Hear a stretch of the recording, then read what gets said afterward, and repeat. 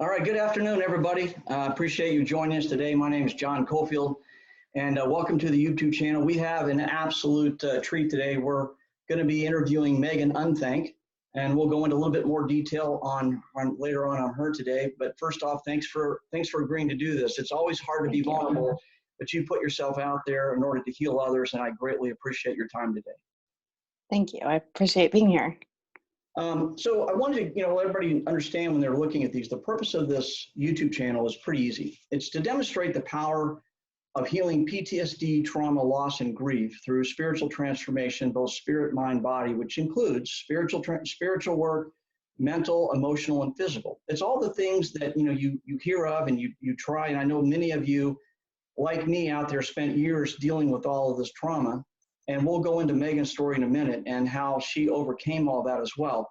But she is the perfect story today to talk about this, how she overcame trauma, PTSD, trauma, loss, and grief.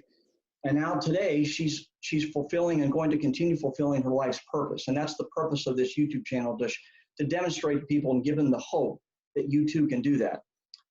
So today we are with Megan. And the purpose of this interview today is to talk about her traumatic transformation and her work and what she's going to end up doing with her life's purpose and how she went from where she was at to where she's at today and where she's going, and the power of her intuition in order to know how to do that and using the wisdom of her spiritual connection in order to do that as well.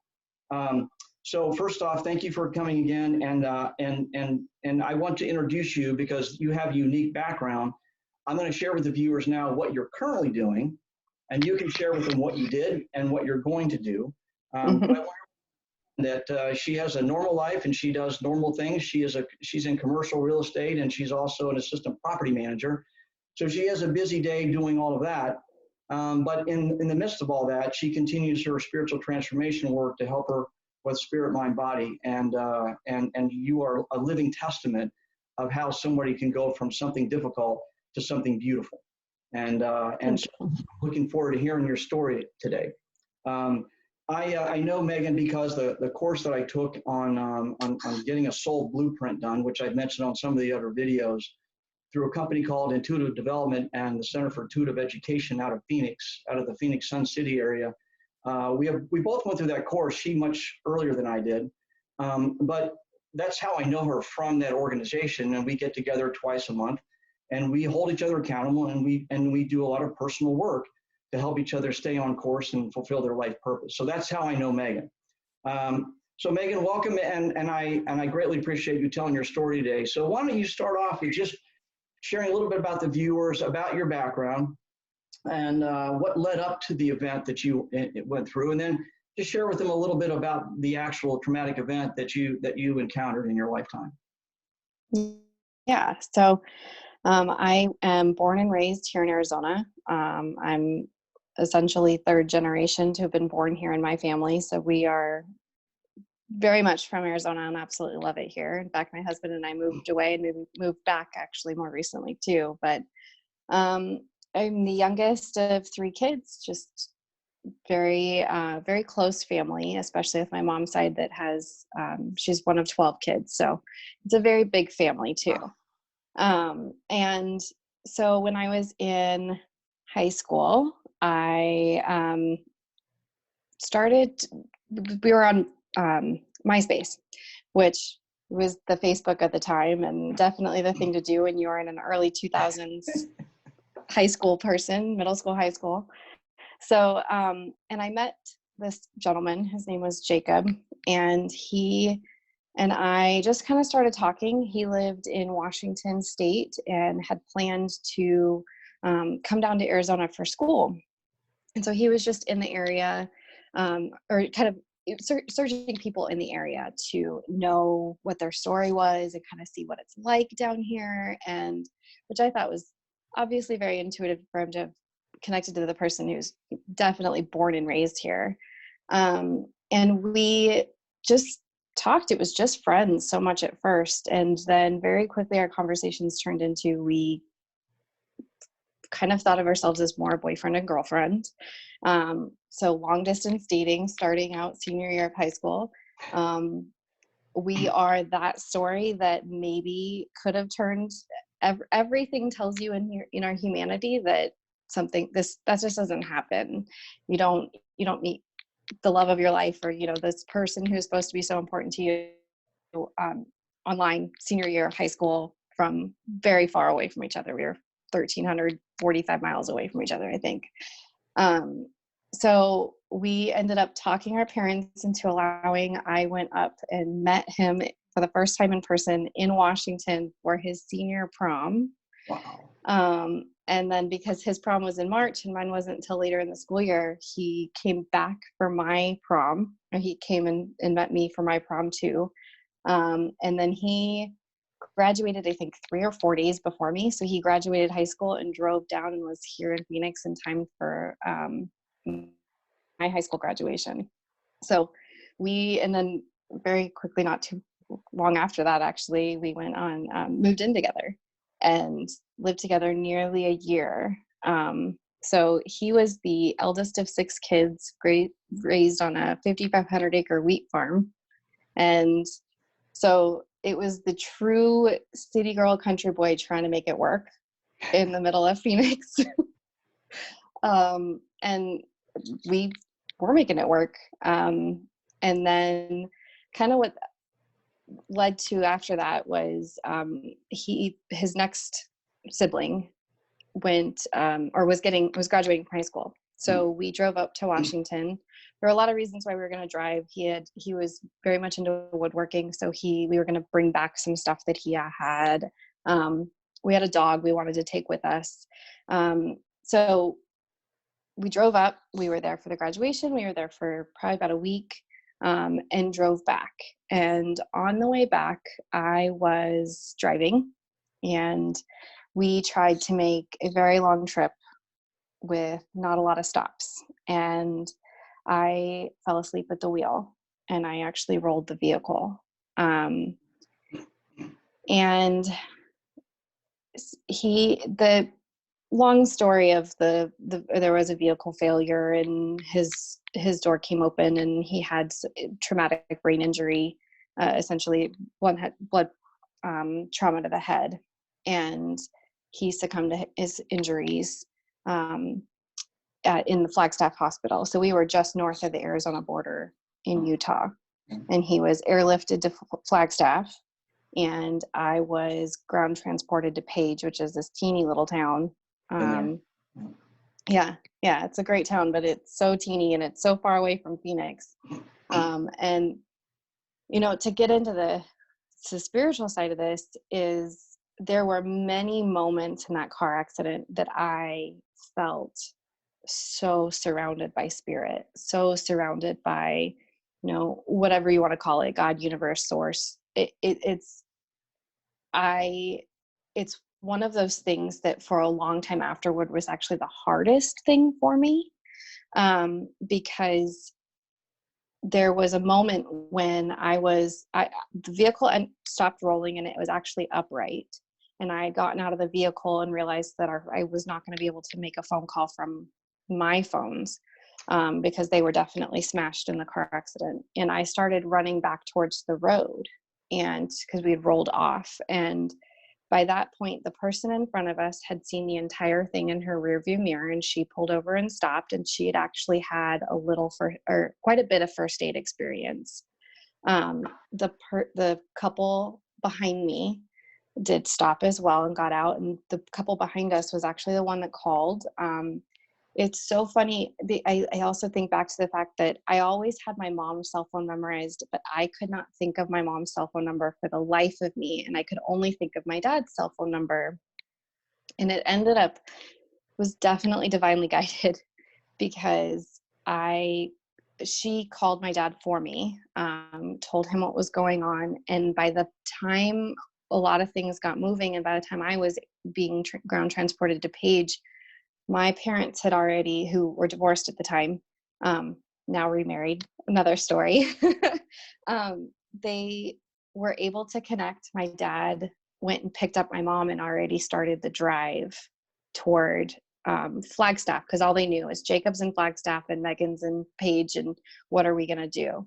And Jacob's entire family is in Washington State, a couple hour plane ride away. They're not getting here anytime soon. So my mom and dad are trying to play feet on the ground for his family and get to me and try and just figure out what's going on.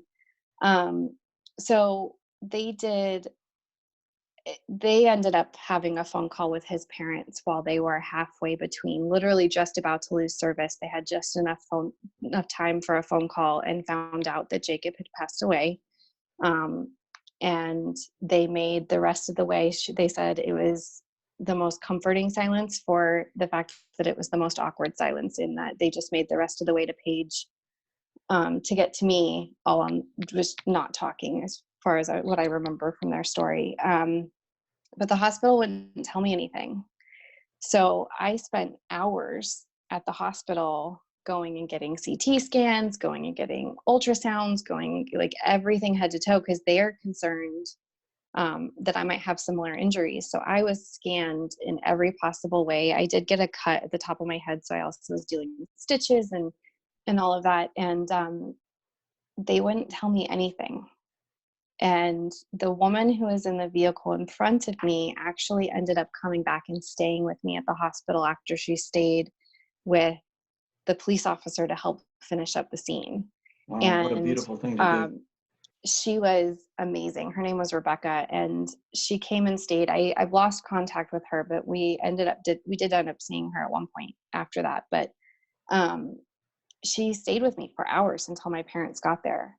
And she didn't know if the hospital didn't realize she wasn't family, but she ended up finding out when I was being transferred from the emergency area to a room to be able to stay because they wanted to keep me overnight. She didn't actually know if they didn't realize she wasn't family, but they told her, Oh, do not tell Megan until her parents get here. We've been specifically asked, do not tell Megan until her parents get here, but you please understand he's not made it. And looking back on it, we had many conversations later on about it, the fact that she knew and she didn't know how. And so her conversation changed to a lot more of, you will make it through this. You will be good. Like just super soul boosting on, right. Take care of myself. I will be okay. I will be okay. And there are many times along the way, one piece I forgot was when I was on the ground, actually, I felt angel wings around me and just this overwhelming sense of everything will be okay. Everything's going to turn out the way it's meant to. Everything will be okay. And of course, then when my parents got there, so this was probably, I used to know exactly, but I think it was like 6 or 7 hours after the car accident happened, I'm finally seeing my parents for the first time. And they come in the hospital room, and it's the one thing that can still get me super emotional too, that they come in the hospital room and just wrap their arms around me and have to say, he didn't make it. And I kept asking, they're not telling me,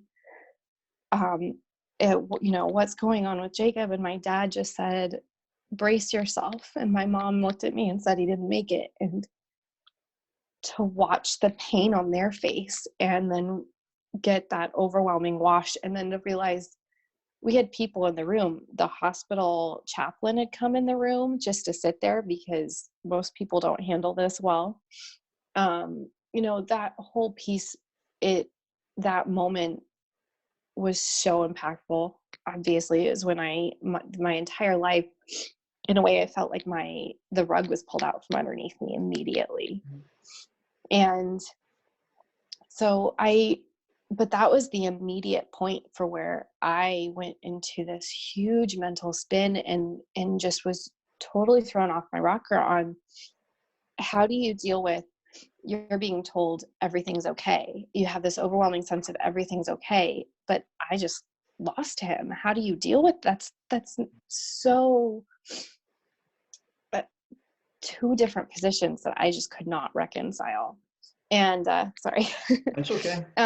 So it was interesting to kind of have to get through those first few moments in those first few days of working with my family. And then my eldest sister, she was able to help coordinate Jacob's parents coming down, because then we had to go meet in Flagstaff and deal with him and his body and the physical remainder of it, and coordinate getting him transported back up to Washington where he was buried. So then what were we going to do to get all the way back up and be there for the funeral and all of that? So that piece to it, I can say that I went very numb starting all the way at that point, and very difficult times trying to reconcile. At the time I was 19 and trying to do college, and you're in college classrooms trying to become friends with people who they don't know how to relate to that. They don't know what questions to ask, what things to say. They don't know. I mean, I even had professors that would ask me certain things. And one of the very few times I went and actually saw his family after the fact, I was saying I was going to go see my late boyfriend's family, and they just kind of don't know what to say to a 19-year-old, and they kind of backpedal on this, like, how do you talk to somebody about that? So it's definitely something that's given me a lot more compassion and understanding that when somebody says something difficult, it's changed how I respond on working to bring the compassion. And it took me a long time to figure out, what do you say when somebody says something traumatic like that?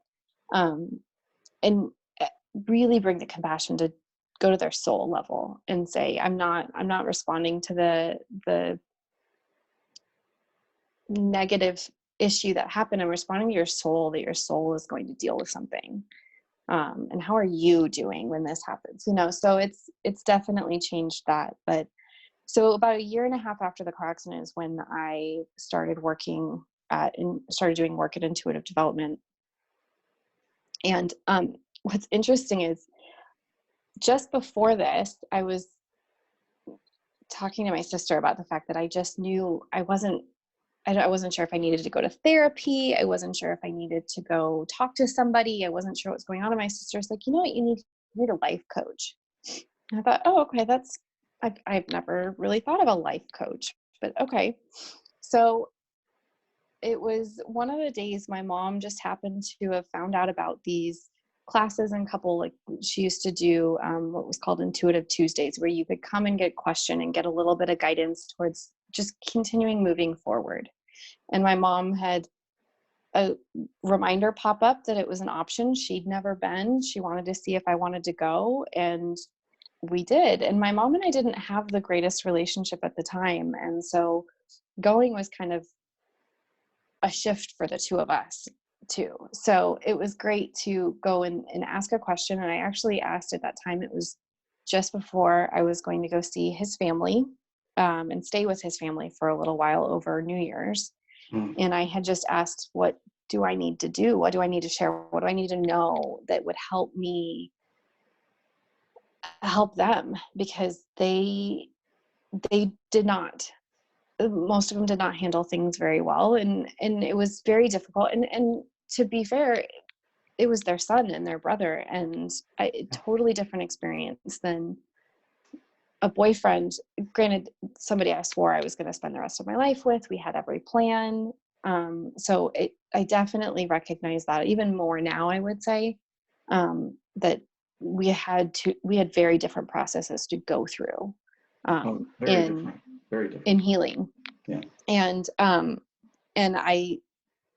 that was one of the things that I went and I asked her about that. And she just said, they need to know the story, which was really interesting, because I didn't ever sit down and tell them from start to finish what that accident was like and what happened, the actual physical events of the accident, plus all of the events leading up to it in the we were, I think, 15 hours of car ride, 16 hours of car ride that we had.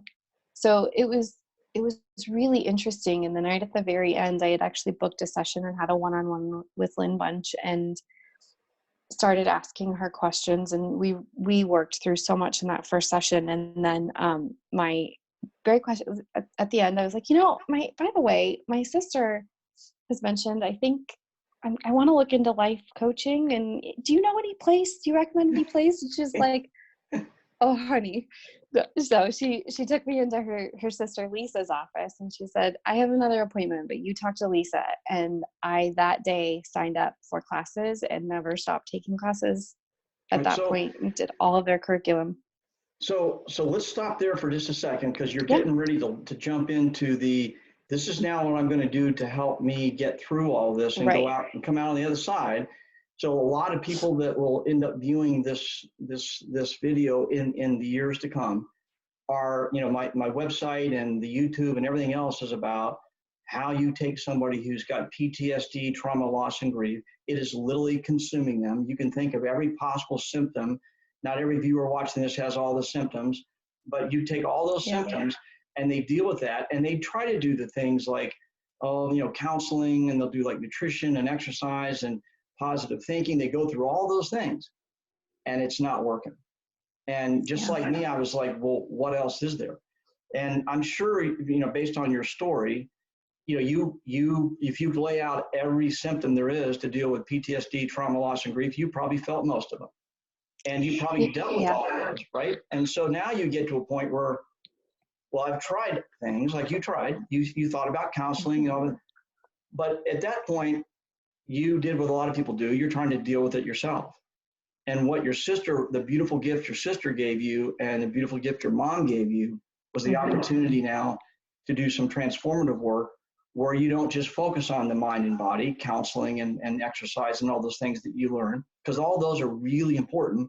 It's important to have that base to go with, but you worked on the most important part, which was the spiritual part of yourself, which also led to mind and body.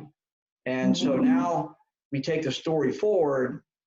You've gone through all of this, you've dealt with all of this, and now you just felt that was the right thing to do. And certainly your sister coming to you and your mom, and it all sort of felt like, yeah, that's not a bad idea. I don't know what it is. So now you're ready to embark on this course. And if you could share real quickly that sort of the intuitive feelings and thoughts you had, which made you know that you're on the right track, and then talk a little bit about the transformative work you did, and then we'll go into later on, now that the work is done, we'll go back and talk about your past and your future. Yeah. Yeah. So I would say that as far as the feeling of knowing this is where I was supposed to be and this is what I was supposed to do, I don't really know how conscious I was, because I was still very numb. All I knew is everything felt so right when I walked into that place, when I walked into the space of it, when I talked to the people, I felt pieces kind of coming back together. And when I talked about things being okay with my family, it just felt like it was coming back together, if that makes sense. Yeah. You Because just when knew you you were in the feel right so place. broken, right? When you feel so broken and you feel so shattered, being somebody who does listen to her intuition based on a very knowing, I believe that's claircognizant type way, depending on how you talk about it. I don't even know if I really had the ability to label it that at that point. That was my In the point. very So yeah you were unconsciously numb. I mean, you just felt like, I'm numb. But yet, when you started to think about this work and you were there, it felt right. And what I want people to hear from that is, if you are still numb, if you are still struggling, if you're still dealing with all this, that the most important thing you can do is take that very first step and say, I'm willing to try something new and try a solution I may not have thought of. Now, talk a little bit about that solution for you and kind of what you went through. Yeah, so the first class that I took talked about who I was at the core of me. So, right, my core truth, and talked a lot about judgment and discernment and understanding what separates the separates you really from listening to your intuition. And it was the first step. And that was when I found out my spirit guide is Hope. So, uh, I forget how they've changed it a little bit, but because it's all gone through so many different things. But I definitely, that was the first time I had something to grab onto, and I could hold on to it, and I could feel the energy of, okay, this is going to go somewhere. Yeah.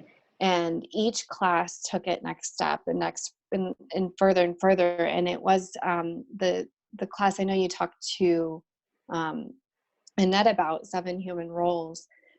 It was in that class around one of the times that I went and saw and had another interaction with Jacob's family. And I had to write a letter, and I was asked to sit with all of my seven human roles next to me. And that when I responded and was talking to his mom, did I feel my mother role and my daughter role, and being able to really express that I understood her role as the mother in that situation? Did I feel my confident woman and all of that in being able to write that letter? Because it was a letter that really ended up turning into the first step of my separation from them. It was around the time that their side of viewing me turned from supporting me and not wanting to blame me to now I've moved on too fast. And the problem was in my numb looks a little bit like, oh, I'm good, I'm done with this, I processed this, I'm healed. And so I did ended up dating someone way too soon. I did end up in too soon, I mean, is relative, but it was really, I wasn't emotionally prepared for it, and ended up getting into a relationship at that time that was emotionally abusive. So and very, never physically abusive, never anything like that, but it was very much for as needy as I was to fill a void, this person was just as needy as me to fill their void. And so it was very painful, and having to step back from that, because it was right around the time that I really finally had broken ties with that person as well, is when I started working with intuitive development, and really had to recognize for myself just how detrimental I had gotten. And you don't realize everything you're doing when you're that numb. You don't realize how hard it is to see you're not choosing anything in alignment. You're not choosing anything that is good for your soul or your body, or whatever that is. So it was definitely going into that place and finding the one place that it's like, oh, I can actually pick up that piece and put it back together onto my puzzle, and put it back together into me, and try and heal these cracks and these wounds that I've had. And that was the first place I felt that. So that would definitely be where I took why I started, and just kind of finding each place of me and finding my voice, because I definitely not the person who, and still to sometimes struggle with owning who I am and being who I am at every moment. Just because I know all my tools doesn't mean I'm really great at living them 100%, but we're So all you're work in progress. you're human. I am. Wow. I am. Who would have guessed? Who'd have guessed? This beautiful soul is actually also human. Yes. Thank you. So you go through all this development work, and I mean, obviously you're working on the mind and the body as well. It's all of that, and it's not just it's not just the coursework you were doing. I mean, you were obviously transforming as a person, both spiritually, mentally, emotionally, and physically. And you go through this course, and what I want to really talk a little bit about is what it was like before, which you've described very well, and now we're going to talk a little bit about how you started to have that relationship again with somebody who was the love of your life, although he's not physically here. And then sort of, what your life is a little bit like afterward, now that you've done this work and you have a better understanding who you are spiritually, mentally, emotionally, and physically, and how you have ability to listen to the guidance that can be given to you. how did you start to get back with him and start to work with him again? And then what did that do for you, as you came out of this coursework? Talk a little bit about the healing that came from that, the healing that you received from that coursework, and being able to still connect with him. So the very first night that I met Lynn at that Intuitive Tuesday, um, it was an interesting Intuitive Tuesday, especially later as I had attended many more of them, to realize there was myself and one other person there was definitely a spirit from the other side that was coming through, and Lynn doesn't normally bring them through in such an open forum. And so she saved us to the very end. And it's actually kind of funny because she'd spent the entire evening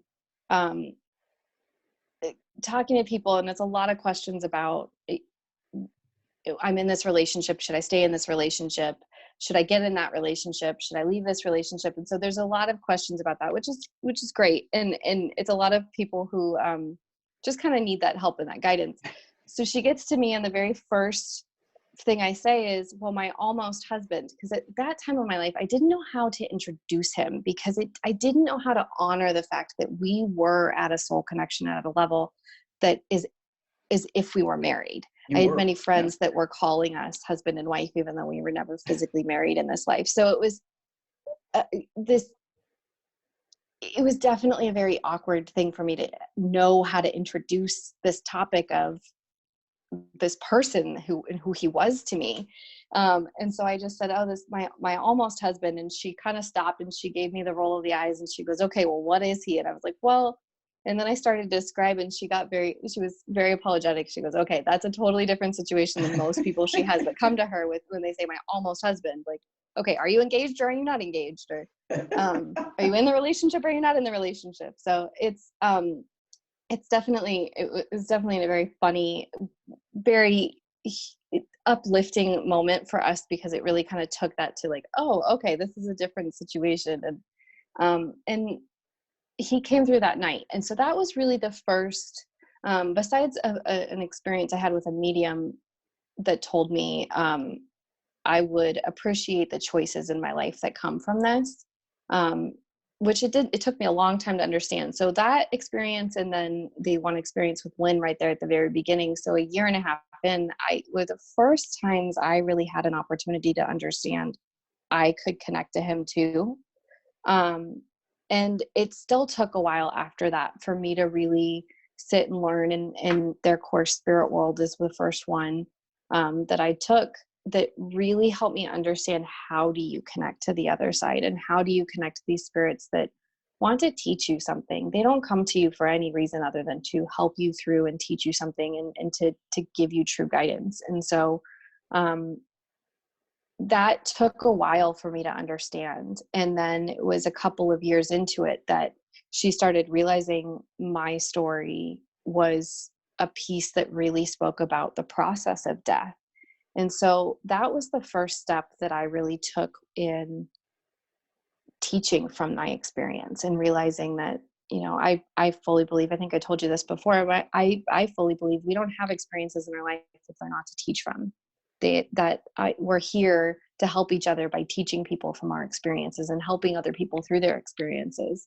And so the first step I took in understanding what that looked like, and I'm a teacher on many levels. I was a teacher in a classroom for 7 years. I think I forgot to put that into my beginning thing, but I was kind of waiting for it now, because I wanted you to get in. You just mentioned teaching is what you're meant to do. That's why you're in this interview today. You're sharing your story so you can actually teach others. And so you did teaching in the classroom, and then talk about sort of the things that he's helping you through, and the things that he's supporting you in. And then we'll talk about your life purpose in a second. So before you get into that, just talk a little bit about your teaching background and how that's sort of transforming into this maybe potential future. So I went to Arizona State University and finished my degree in multilingual, multicultural education. Uh-huh. And I was at elementary education. And so I taught for many years in a Montessori classroom. After that, Yes. I went and got my Montessori certification and fell in love with the Montessori curriculum. And then years later, with my now husband when we moved to North Carolina. I was so afraid, many different reasons why I left education and went into property management. But I was devastated having to leave my classroom and having first, second, and third grade all in one classroom. And then you are ending a school year and your first and second graders are anticipating being with you for second and third grade. And they're that heartbreak, and the parents that were very upset by it. That was one of the hardest things for me to do after my car accident. But it was definitely very impactful, and I definitely still see myself in a very teaching role, and I love working with children as much as I can. In fact, my sister has 3 children who have grown up in the Montessori world too, and I definitely work with them as when I can and get that feed my soul moment of teaching. But I also, one of the other things for me though, and why Montessori worked for me so well, is I realized through that process that I can teach academics. I can. It's not where my passion is. My passion is in teaching the soul, in teaching emotions, and how do we deal with life. And so that's where it was really kind of a tug of war for me in the classroom, because there's only so much you can do. And I would rather have spent all day talking to children about how do you conflict resolution and, all of those things, which is very hard to do when you have to fill your day with academics. Sure. So, Understood. My kids all went through the Montessori program. They eventually had to stop because, the movement wasn't available. But yep, I love you for the fact that you did Montessori, because we had them all in there in the beginning, and it was tough to put them into normal school system because we just loved that opportunity. Yeah. I know my eldest nephew just transitioned from Montessori and finished middle school and is now just into high school. And so it's been very interesting seeing that transition, and they're doing great. So it works. But yeah, so I spent many years teaching. And then when I got into education, so I actually was at intuitive development through majority of my college career, I guess you could say, and through all of teaching. And so as I was doing classroom teaching and then working with intuitive development, I really understood how I kind of do both, and I can teach the spiritual. And I worked with them in different positions at different times, depending on what was happening in my life. And I did help other people in a coaching position, and so it kind of was funny to me, because I always laughed that it came full circle to my sister telling me I need a life coach, and then I in some ways became one. So it was definitely very cool. But yeah, so I started really kind of working with that and connecting to Jacob on a different level through that, and trying to really go through all of the layers of that onion, if that's the only way I know how to describe the visual image of, like, as soon as I thought, oh, I've got this, okay, I'm healed, there was another step to it. And he really worked with me through the layers of it to really get to the core, to get down to where I can really express who my soul is, and really be prepared for another relationship in a totally different way than I was before. So let me just stop for a second and just bring up a point, because a lot of people watching this, some people who are new to this for the first time, I know when I first looked at it for the first time, I'm a former fighter pilot. I was very military, I was in the Army, all of this stuff was that stuff you didn't really know and understand, and people get a little nervous about this stuff, right? Right. And so I'm watching a movie one day with a friend of mine, and he says, this movie was on, and they had this scene where this bride was getting ready, for her wedding in the bridal chamber, and the mom walks over and goes, I know you wanted your grandmother here, and she just left a little too early, but you can feel her here. That she's here with you. And he didn't flinch. And I'm like, dude, I talked to you about connecting with people who aren't here any longer, and you didn't have any problem with it. So if it's on a movie, it's okay. But when your best friend tells you about it, it's that woo-woo stuff, right? It's like, yep. You're killing me. And so what you're talking about is a spiritual connection. And although the physical change called death doesn't mean you're not physically here, they're still around us. They still have the capability of supporting us. They still have that ability. And I will tell you, without any doubt, when I went through this course, when I went through your course and I heard your story, you impacted my life. For the first time, I had hope, right? That hope word again, right? You gave me hope by sharing your story that I could connect with my son. And I connect with him all the time. My kids do. And so I can feel his presence, with me. And so talk a little bit more, just real quickly, and then we'll go into the, what you're getting ready to go do, is that the work that you do with Jacob, like, just give me a sense of the kind of things that he can help you with and the things that he does help you with, and how that's going to drive you then forward on your life's purpose, which surprising is truthful education is your life's purpose. So you told me you wanted to teach him, like, well, duh, so how does that connection work? And then sort of what is he helping you with your next step as you go into your next step? And then just share a little bit more about your next step, what you intuitively know you're going to go do. Well, what's interesting is at the beginning of our working together, it was, we had a lot to learn at 19 in a relationship. There was a lot of humanity in that it was not the perfect relationship. And so at the very beginning of us working together and me really connecting to him,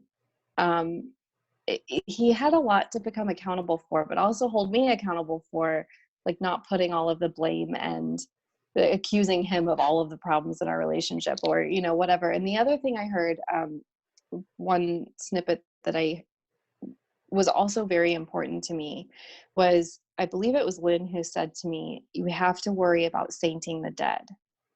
And it was very impactful at the very beginning, because at the first steps of my healing process, it was as if Jacob did no wrong. And there was this feeling of, he died too soon and all of this, and that his soul was all of a sudden in the sainthood, and that he had no humanity when he was here, and that you forgive all of these things that was like, no, those were problems. Like, he lied to me at some point, or he, all of these issues that were really major issues between us in our relationship that had happened that would have had to have been worked out anyway. It was really impactful for me to learn, don't saint him. But then I kind of took it the other way. Well, that he was all of the reasons of the problems in our relationship. And so, you got to find the pendulum somewhere. But so I had to learn he really helped me learn, take responsibility for what's mine, and heal what's mine to heal, but really give up what was not mine to heal. And that was a big piece with his family. And I could only do so much. I could only be their connection to him for so long. And I could only kind of bridge a lot of those gaps with him for so long, and it wasn't working. So I really, those are the next steps to the next layers of the onion. And I'd say that it was just, you really work deeper and deeper into it, and realizing, okay, and honoring him for the choices he made at a soul level and the choices he made at a human level. And that we're going to deal with that as we go on, and so as it's progressed, then it turned into, I really had him help me connect to other people who had been in similar situations, or understanding the other side of the situation, I think, is a really big deal. And so with my spiritual guidance, and then with him, as two separate feelings and two separate connections for me, I really had an opportunity to understand what happens for the other side that has this experience. And for somebody, and it looks different. Losing a child, that's never going to compare to my situation. I can only come at it from the steps that I did from my healing. I can only support that through understanding what spirituality and spiritual guidance is available to support somebody through that experience. Yep. And understanding that there is healing available. So that's more or less what I had really kind of worked with him on. And in a lot of ways, I didn't really work with him directly for a long time. And then recently when I realized what it was you did, and I really got the strong message of, oh, I need to reach out to you. And it was in the process of reaching out to you that I realized he's here for the next step of teaching others. And it's a level of teaching from this experience I haven't actually opened up to. So it was really interesting kind of getting to this point of interviewing with you and getting through this piece of it. Is he's shown up differently. But it was interesting because there was a period of time for us that I'd say the one piece to it was he really backed away from me spiritually, and because I had to find my footing in my next relationship.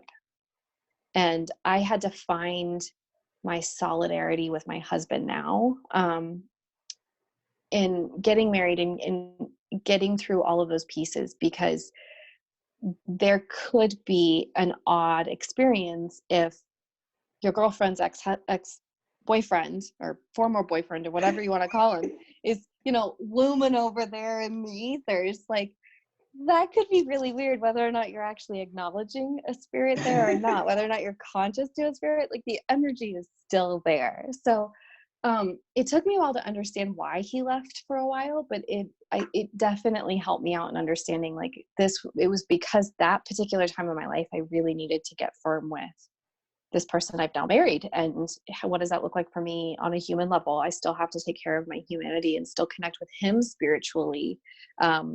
Because there were a few points in my dating life before that I was still connecting to Jacob and I wasn't connecting to the new person I was dating. And so it was very convoluted. Yeah. So that's the piece where it's interesting, because he's just now coming back into, okay, now it's time. And, he has a very childlike personality. Yeah, exactly. He's a very, very youthful personality. So it's interesting interesting to experience that now again, where it's like, oh, okay, he's the energy behind, like, we've got to teach. It's time to teach. Time to teach. So when you first of all, let me back up real quick, and then we'll sort of wrap this up. So for the folks watching this, I want you to understand that everybody's situation is different. Everybody's PTSD, trauma, loss, and grief is different. One is not more than the other or less than the other. It's what it is for you. And what you heard her talk about was, we all get stuck in this devastation that it causes. I know that I felt at one point completely disempowered from being able to go to heal myself, because I was looking at mind, body. And what she's talking about is she's talking about the spiritual work that she was doing to heal herself, that also healed mind and body. I'm not suggesting you continue with the counseling, you continue with all the things you were doing before, but spiritual work heals all three while you continue to do the others. And what I wanted you to hear her say is, her journey was different, my journey was different, but what she's telling you is that by doing this work and by really digging deep and being vulnerable to take that first step toward healing, which she did when she walked into that organization that's helping her, was immense. And what she's talking now is a long process that she's gone through, and she's still staying connected to Jacob.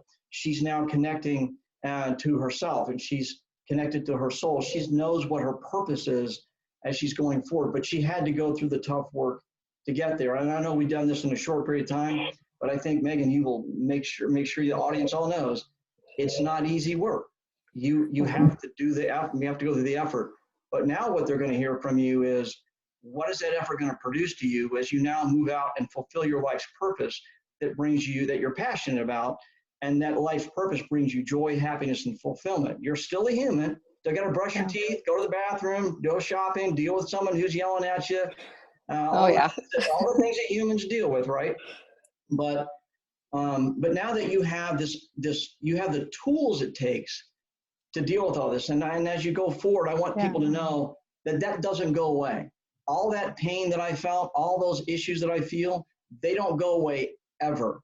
But now you have a set of tools and a way of living that helps you stay connected to who you truly are. And for you going forward with your life purpose, which is truthful education, what does that look like for you? What do you just know that this is the path that you're going to start going down? And what does that do for you here? What's the passion, joy, and fulfillment you get from that?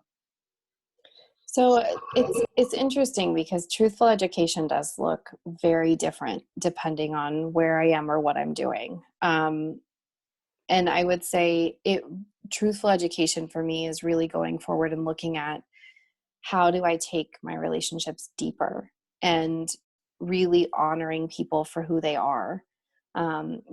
Taking the next step of creating a family with my husband, and taking the next step of teaching other people about their soul, of, working with different people at different capacities, and doing this interview. This was a huge step for me in a lot of ways. So I would say there's a lot of unknown for me on what does truthful education look like going forward, but this has definitely really opened up my passion for supporting people and understanding that connecting to the other side is not woo-woo, it's not scary. It can be done in such a healing way.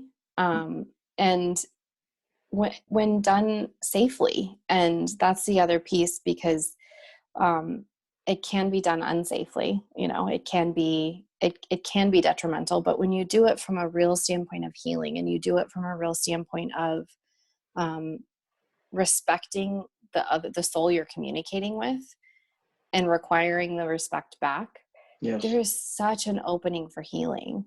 And that's the piece that I know I definitely am working on. What does that next step look like? But it definitely involves helping people through the healing journey. And of course, you had to go through the healing process yourself. Now that you have an understanding that it never stops, the healing journey will continue. You'll be healing 20 years from now. You'll look back and go, "Oh, I would have been nice to know 20 years ago." Well, it's funny because I think I heard it in your interview with Annette as well. And I've heard many people say, "Oh, you're so lucky to have gotten it so young." I just have to say, be careful what you wish for, because when you're 19 and you get the work, and then now that I'm 32, working through the 20s or 19 when something traumatic happens, and I was 21 when I started the work, and working through all of that, it just means your soul is held to a new standard very early on in your life. So I'll tell you, I've worked with Lynn numerous times. I've worked with my mom numerous times, and really respecting and understanding that my soul signed up for a lot in this life. And I have to be really careful, because it can get very overwhelming in the level at which I have chosen to experience. I mean, there's a reason I was so young when it happened, and I had to start this journey so early, because I know that my soul is meant to support people and help others in a very deep way, in a very important way for people. But it's definitely, it just means that you've got a lot more work to do in your life. So I always say, when people say, be careful what you wish for. That's true. That's very true. But I'm laughing because, my kids joke with me, Dad, it only took you 60 years to figure it out, right? So slow learner, right? Not the sharpest tool in the shed, Yeah. Yeah. So you've gone through this traumatic event. You went through some really difficult times. I would say you probably had just about every symptom there is of PTSD, trauma, loss, and grief. That was all wrapped into one. You did this healing work on a spiritual, mind, and body level. And now, you have your life ahead of you. You're still doing normal human work. You got a normal job. You're married, and you're doing what everyone else does. Doesn't mean you quit everything you're doing and run off and do that soul journey you're talking about. But for you, it's brought it full circle. And now you know that you want to do this work. It can be in any capacity. It could be while you're doing other things, working normal jobs, but you're going to do this healing work for others, and you had to go through it yourself in order to get there. But the key here for people to hear is, if she can do it, if I can do it, so can you. And if you really want to heal and what you're doing isn't working, you know, you probably need to be willing to step into that vulnerable stage and go, I'm willing to try something that works for millions of people who have done this kind of work. Now Well, that I'll add, I wanted to add to that. So one of the visuals I also had in kind of earlier, right after I was describing how I went in a period of my life while I was starting to date, where I was kind of holding on to Jacob still and not really opening up to another relationship, and then having to let him go, is I was there for the safety of it and that comfortability. I knew what that connection was like. I knew what that was going to feel like on a spiritual level. So to open up spiritually to somebody else to step in that role was very difficult for me at the beginning.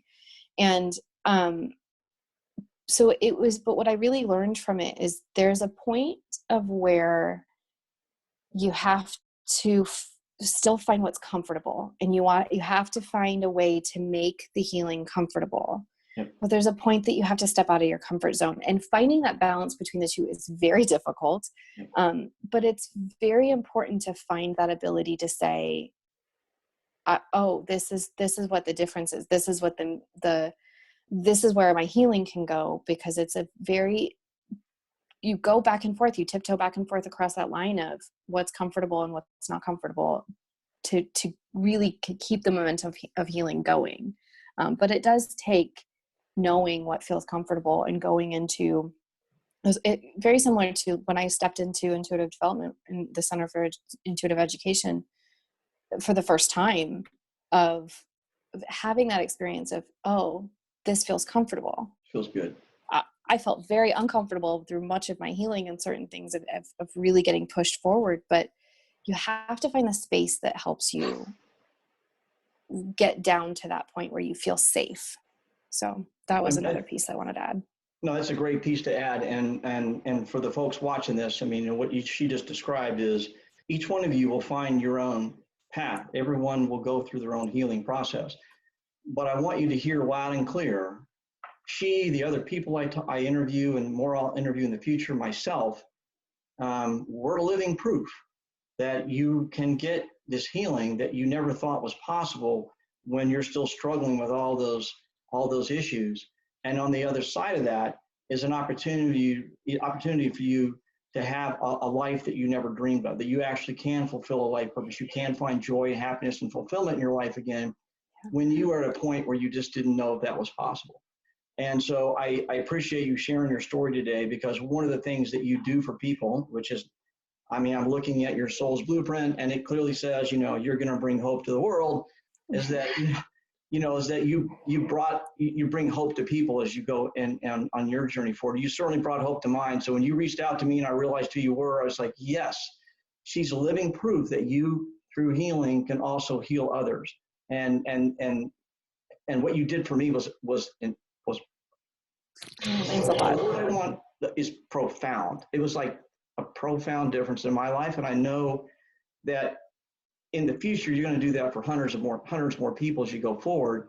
So as you do your real estate property management job and you still work on your healing and you move forward with your life, I wish you the best in your healing journey and bringing healing to other people. But it was an honor for me to be able to talk with you today and let you share your story, because I do believe this story one day will bring healing to other people and give them hope that they too can go through that transformational, empowerment, healing that they need, and they'll come out on the other side of that a different person they were when they started, and it gives them the hope that they can have a joyful and fulfilled life, even though that they've been through some pretty difficult times. Well, thank you for offering this platform, because you definitely opened up the next step for me and what I realized I needed. So I really appreciate this opportunity. Thank you very much. You're welcome. I appreciate you joining us today. So folks, I'll wrap it up. This is the YouTube channel is designed for that, to help people understand through PTSD, trauma, loss, and grief. You can go through that healing process and you can find a new life as you go down further on your life path. I do appreciate you joining. Please check out my website and subscribe to that. I'll start putting newsletters out. And please follow me on Instagram and subscribe to this YouTube channel, because as I post more, there'll be other stories that come out of this that I think will absolutely help you with transform your life. So again, thanks for joining us today. And thanks for you all for viewing this. And I wish you an awesome afternoon. Blessings.